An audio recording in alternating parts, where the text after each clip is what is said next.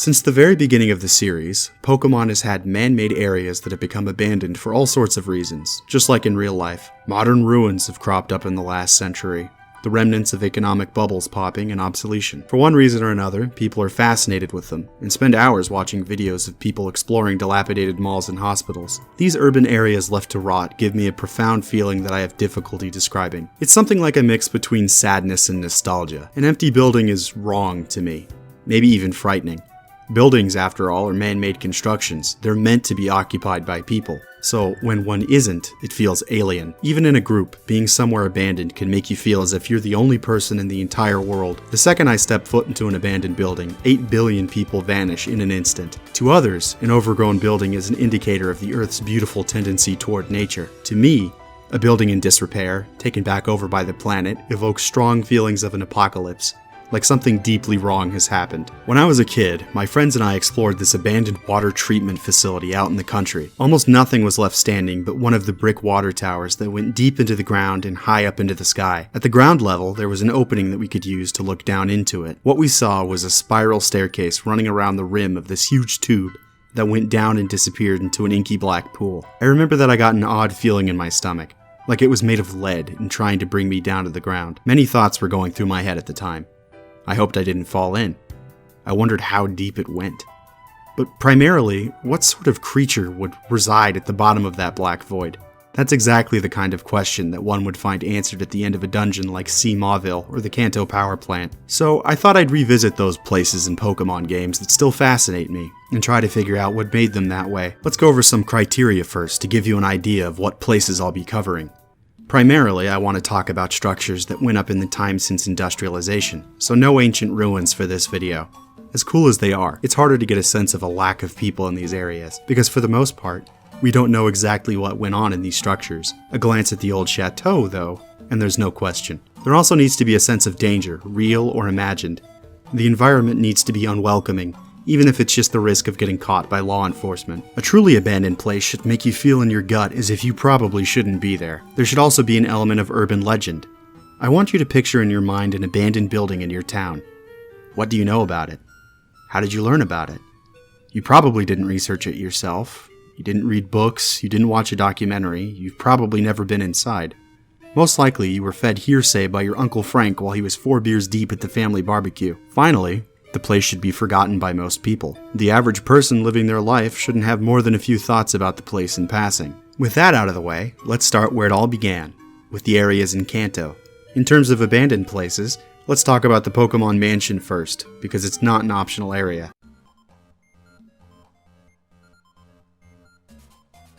The Pokémon Mansion is where the player goes to obtain the key to Blaine's gym. It's in quite the state of disrepair, and traversing through the place requires you to take advantage of the broken building by falling through the floor at some points. Burglars and Pokémon of the fire and poison types litter the premises. There are various statues that allow you to control locked doors throughout. It seems like it should be haunted. I mean, it's an abandoned mansion.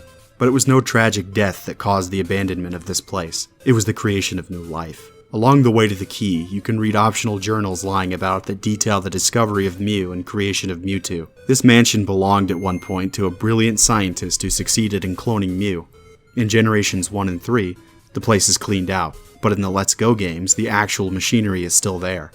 Across most depictions, it is strongly implied that the scientist was Mr. Fuji, both in-game and in supplementary material. I believe that Mr. Fuji regretted taking Mew from its home and subsequently creating the violent Mewtwo. He abandoned his previous life after leaving Mew on Faraway Island, taking up residence in Lavender Town, where the player meets him. His mansion was left to rot, its bones picked over by petty thieves and us, the players. And that's what became of the Pokémon Mansion, until it was destroyed by a volcanic eruption by the time of the Johto games. Maybe that was for the best.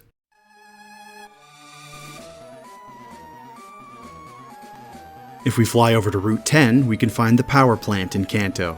It's a massive rubble-filled structure that's completely optional. In most versions, it's a breeding ground for all the electric-type Pokémon Kanto has to offer, including the legendary Zapdos. The power plant is pretty standout in my mind because unlike most dungeons in Kanto, there aren't any trainers to battle here. No one dares to explore the rubble for precious copper wire. That makes it seem more dangerous in my mind. Either that or it's just kind of out of the way. By the time of the Johto games, it's been renovated to provide power for the rail line running through Kanto and Johto. Except, I don't think that it was ever renovated, given that it goes from decayed to bustling between Kanto and Johto. I believe that the place was just never finished. This is outright stated to be the case in the Pokémon Adventures manga, and I think it's probably the case for the game continuity. Perhaps this was because they lacked the necessary funding. In real life, this happens all the time. In more dire cases, funds are misplaced on purpose. But I think something else happened to halt construction. I believe that Zapdos moved in, and either due to conservation efforts or just fear, the developers left the power plant as is. This was probably recently. Zapdos left, and so construction resumed. I don't think anything bad happened here, which, as you'll come to see, is what usually makes these places abandoned. Kanto, when viewed through the lens of the Johto games, has a completely different vibe in my opinion. What once seemed like a pretty lawless and disorganized land has come together to feel a little bit more alive.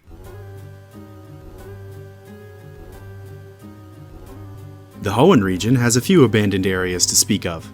I'll speak first on New Mauville because it breaks new ground in terms of abandoned places. You may be thinking, isn't it just a rehash of the power plant we just discussed? Not entirely. For me, the backstory is what makes this place. When we first visit New Mauville, it's in semi-working order.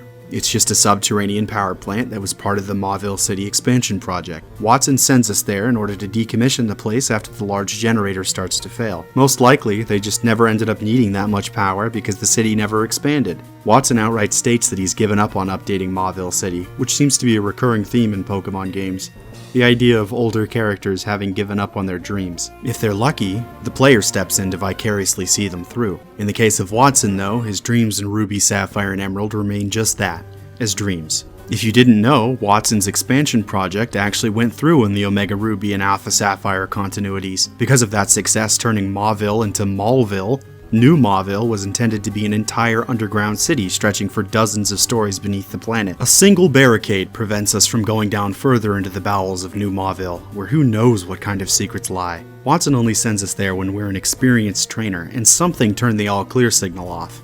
I would really like to find out what, but we never do. Presumably due to the initial success of New Mauville, Sea Mauville was commissioned in order to gather resources from the ocean. But for one reason or another, New Mauville was shut down and abandoned, leading directly to the failures of Sea Mauville, which already had its own problems. I believe that the main reason the place fizzled out in the remakes is because Watson turned whistleblower on the company financing the place. They were damaging the environment and abusing their employees, to make an understatement. The whole situation makes me feel really badly for Watson. In the Gen 3 continuity, he's probably haunted by what-ifs and what could have beens, completely oblivious that in another universe he tried, got far, and still failed. Sea Mauville is really cool and worth talking about, but not for the scope of this video. It's cool, but it's not really abandoned. It's been repurposed. You see, there's one thing that eliminates one of our criteria, the sense of danger. There's a lady posted near the entrance collecting admissions fees. They wouldn't be inviting trainers to come check this place out if there was an explicit danger.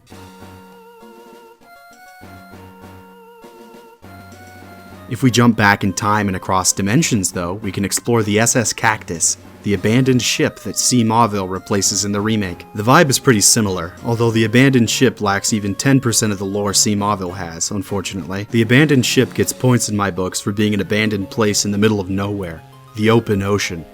That adds somewhat of a fear factor. If something happens to you here, you're way more likely to just disappear. There are many trainers on the ship, although they all seem to be doing their own thing or treasure hunting. A lot of trainers from this place were repurposed for Sea Mauville pretty much one-to-one, except for this guy. This trainer is perhaps the most dangerous entity encountered in any Pokemon game, let alone abandoned places. He was patched out in Emerald though, so this isn't evidence of the supernatural, as much as I'd like it to be. Just a funny little glitch that affects two other trainers in Ruby and Sapphire. So, what happened here? In the anime continuity, the abandoned ship ran aground during a storm, and I think that's pretty much what happened in the games. Hoenn's ocean is quite rocky as a result of needing to box the player in, and there are plenty of shallow areas that can sneak up on you. I imagine that something happened to hamper navigation or visibility, and the ship simply crashed. It's unknown if anyone perished in the accident, but I doubt people would explore it so wholeheartedly if something like half the passengers were belly up just below deck. The ship is quite stable, and whatever caused it to be abandoned happened some time ago. At most, I want to say the ship ran aground 30 years prior, though it could be less. The fact that there's still treasure to be found, though, makes me lean towards sooner rather than later. The Pokemon world is filled with looters and people trying to make a quick buck. By all means, we shouldn't be the ones to discover the scanner in the storage room, but we are. And we can trade it for a deep-sea tooth or scale. Nothing will top the experience, though. Honestly, the abandoned ship is one of my favorite areas in all of Pokemon, and Sea Mauville reinforces that.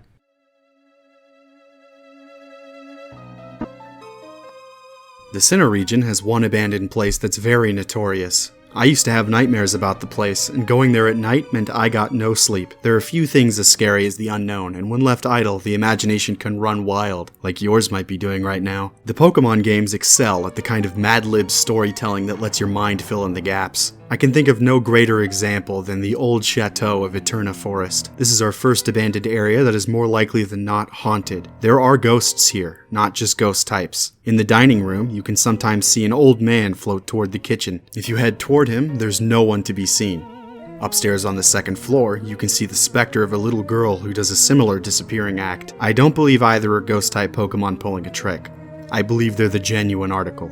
This is because there are two other supernatural events which end with encounters. The Rotom in the TV, and the Gengar that appear in the room with the creepy staring portrait. The two human ghosts are just there until they aren't anymore, and their events are repeatable. I have reason to believe something sinister happened in the old Chateau. Oddly, there are no trainers inside the mansion, despite its proximity to Eterna City. People in the Pokemon world are no stranger to hanging around and training in areas with high concentrations of ghost Pokemon. Sometimes they even hold battles on top of grave sites. In fact, there's one such place in Sinnoh, so it probably isn't a general avoidance of ghost-type Pokemon that keeps people out. So what happened? A common theory I've seen posited is that Rotom was involved somehow, but I'd like to try and exonerate it right now. It's likely that the Rotom we encounter in the television is the same one Team Galactic was studying in the next town over. This is reinforced to me by how in the remakes you can obtain the secret key after catching Rotom. According to journals that can be found in the room unlocked with that key, a Rotom, probably this one, had a friendly relationship with a young boy. I believe this boy to be Cyrus, a person who was born and raised in Sunyshore City. If this is the case, and the Rotom is truly the same Rotom from the journals, Rotom is probably from Sunyshore City as well. Sunyshore City is a place famous for a grand work of electrical engineering, so I don't think all of this is too much of a stretch. But you might be wondering how I came to the conclusion that Cyrus is the boy from the report. Cyrus is well established to be a character who prefers machines to the living. Rotom is the synthesis of a Pokemon into machine. In Ultra Sun and Moon's episode RR, immediately preceding and following your battle with Cyrus, he exchanges words with the Rotom Dex, addressing it by name. And finally, in Pokemon Masters EX, during an event, Cyrus spends hours talking with Sophocles about machinery and Rotom's capabilities. He knows the Pokemon well. I believe he met it as a boy and became friends with it. Somehow they fell out and he turned it over to Charon. It's possible that the Rotom did something intentional or accidental at the old Chateau before meeting Cyrus, but I really doubt that the Pokemon would travel that far on its own. After breaking out of the lab, Rotom barely left the backyard. I doubt it went to the TV in the old Chateau as a form of penance. Realistically, the ghosts are just roommates with Rotom, not victims. Another theory I've seen is that the ghosts were poisoned because there's an antidote in one of the trash cans in the kitchen, and that's where the old man ghost floats to. Surely if this was the case of someone poisoning food and then leaving the antidote for themselves, they would have used it. Also, it isn't in Platinum, only Diamond, Pearl, and their remakes. Maybe Game Freak didn't like the implications of an antidote in the kitchen, or they wanted to keep it vague and so removed it. I believe it's back in Brilliant Diamond and Shining Pearl, not because they changed their minds about it again, but because Ilka was tasked with remaking Diamond and Pearl, not Platinum. There are many examples of item locations being changed from Diamond and Pearl to Platinum, and then being restored in Brilliant Diamond and Shining Pearl. So what did happen there, and why does no one want to be here? Honestly, I don't know, and that's scarier than anything Game Freak could put in stone. I believe we can only safely conclude that someone lost their life in an unnatural way. Worth mentioning is that there isn't anything outright saying that both ghosts became ghosts at the same time. If it was only one or the other, potential causes could be narrowed down. Anything beyond they died at some point due to something that would give the place a vibe so bad that people steer clear has little foundation to go off of. We can't really say how old the old Chateau is also, only that it was abandoned sometime after the invention of consumer-grade televisions. My belief that there was foul play in the old Chateau is strengthened by the strange house of Unova.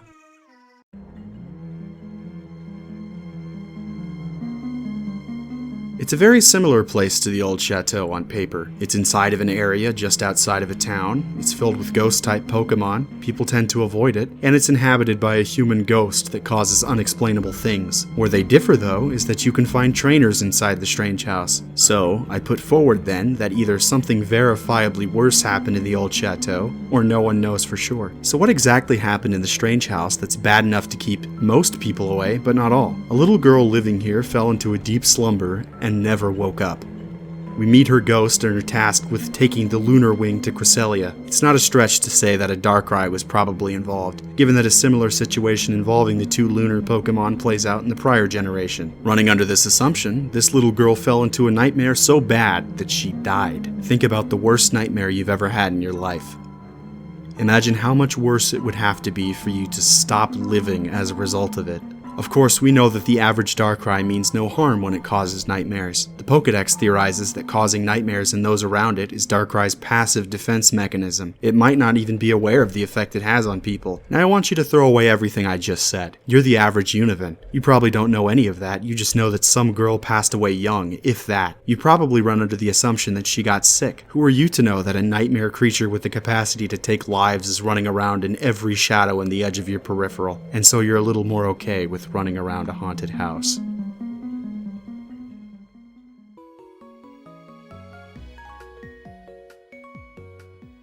Branching off of the topic of nightmares, let's explore the Dreamyard. It's a top-tier abandoned place. There's just enough mystery lying around for you to be intrigued, and no details concrete enough to give the place an overly bad vibe. It's a former research facility that's seen better days, left now as a site of childhood intrigue and Pokemon training. Dreams play a big part in Pokemon games, both the actual process and the abstract concept of looking forward optimistically. Dreams in the form of mist that Muna and Musharna release were being researched here. Whether or not the Muna line was imported here or the facility was built up around them is unclear. At some point though, the researchers closed up shop and the little dream tapirs remain. I think something went wrong here to cause the facility to be closed down, primarily due to the state it's in. Buildings don't tend to collapse as severely as in the Dreamyard's case without some kind of external factor. In the anime continuity, an explosion caused by black dream mist caused the Dreamyard to be decommissioned. I think something similar happened in the games, though maybe not as dire as an explosion caused by failure to harness a new form of energy. It's not that uncommon for psychic Pokemon to be described as not in control of their power. Perhaps a Musharna being researched lost control and made the facility collapse. Maybe it was abandoned due to lack of funding, and then a Pokemon made it collapse. The timeline of events isn't clear. I couldn't find anything suggesting how long the Dreamyard has been abandoned in the games. Of all the potential reasons for the Dreamyard to become abandoned, I doubt it was because the researchers figured out everything there was to learn about dreams. Those who research dreams in the modern day, such as Fennel, appear to be doing so solo. This suggests to me that the theorized breakthroughs that guided the creation of the Dreamyard never panned out. As I mentioned, in the anime, Dream Mist was being researched as a form of energy. That could have been the case in the game continuity as well, but just never panned out. For all the mysticism around the Dreamyard, the backstory I can gather is pretty mundane, all things considered. It's quite close in overall vibe to abandoned places I've actually been to. I'd like to visit it the most out of all the places featured in this video. As a side note, the trainers in the basement behave in a pretty weird way. They don't engage in a battle unless you initiate, and they'll turn around and reverse away from you if you get in their way. It's quite bizarre, and I don't recall this happening anywhere else.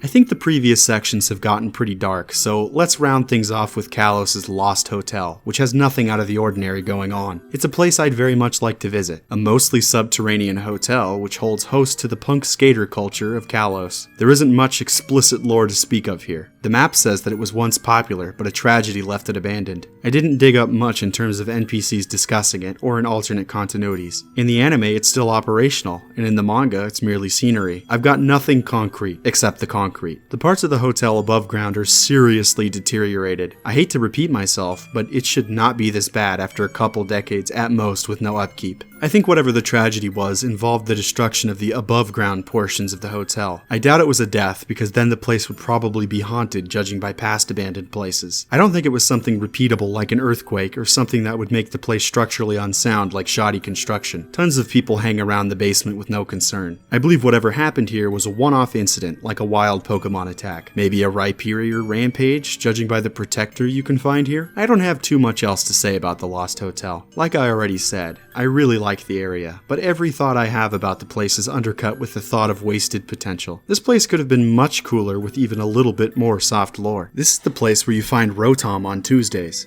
Imagine if they began the Rotom integration of Gen 7 here in XY. Imagine a dilapidated smart hotel where the layout is constantly shifting due to mischievous spirits inhabiting the electric locks. Instead, what we got has little to go off of. It's cool, but has almost none of the unspoken details of other abandoned places. It's a rather tame place to end this dive into abandoned places. Now, you're probably noticing that there's a couple places I haven't mentioned, and that isn't a mistake. Like Mauville, there are places that almost make the cut, but for one reason or another, I'm not as interested in. So here's a lightning round of honorable mentions. Mauville, excluded because there's an admissions fee. Enn's Castle is an awesome area to revisit after it's abandoned, but there's no mystery about what happened. The Spooky House is excluded because it's most likely just a tourist attraction. Po Town wasn't abandoned, just run into the ground by teenagers. The Thrifty Mega Mart, while a vibe, is an officially sanctioned trial area. The Ultra Ruin is an actual apocalypse, not a case of a building being forgotten. I don't really count the Area Zero Lab as a truly urban abandoned place because it's more cyber apocalypse than steady economic decline. If you disagree with any of my exclusions or I missed someplace, feel free to comment about it. So now we've talked about the past and the present, leaving us only with the future. We haven't seen a truly abandoned place in a Pokemon game for quite some time. With Japan's recent economic decline, I think it's likely we'll see something again soon in new games, especially as the rural population shrinks and small towns turn into ghost towns. If Legends ZA is all about restoring and upgrading Lumio City in the future, it's likely abandoned places will feature heavily. I have something of a wish list for places I'd like to urbex in Pokemon games. I'd like to see something larger scale along the lines of an abandoned hospital, or an entirely empty company town abandoned after a tumblestone mine dried up. I just want to see something larger, something like Mauville but without an invitation. What kind of abandoned places would you like to see in Pokemon games? Feel free to let me know down below. If you like this video, also let me know. This was a departure from my usual content, and really fun to research and write. If this goes over well, I'd like to make more. Now, if you'll excuse me, I have some tetanus boosters to go get.